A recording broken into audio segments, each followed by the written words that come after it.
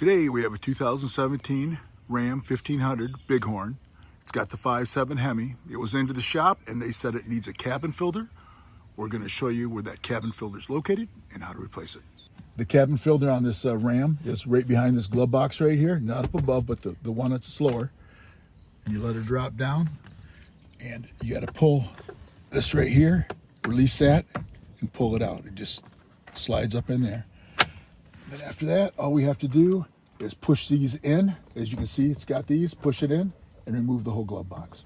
So now this is hard to show, but there's a green tab on the right hand side. You pull it, push it in and pull it out. And this whole thing should release.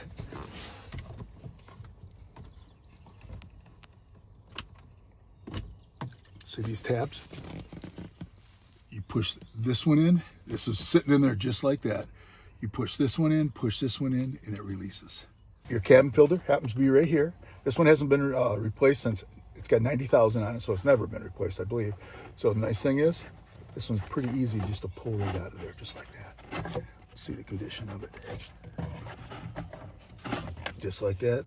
You can tell it's a 90,000 mile cabin filter, never been replaced. They do recommend doing it every 15 to 30,000 miles.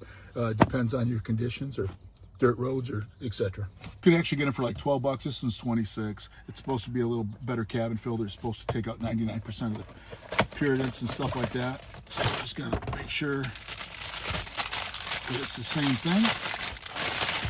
Install that. When you put the cabin filter in, you got to make sure it's got these arrows on it showing which way it should go. And right here on your cover, it shows which way it's got to go. So make sure the arrows are going in the same direction. That's all you got to do.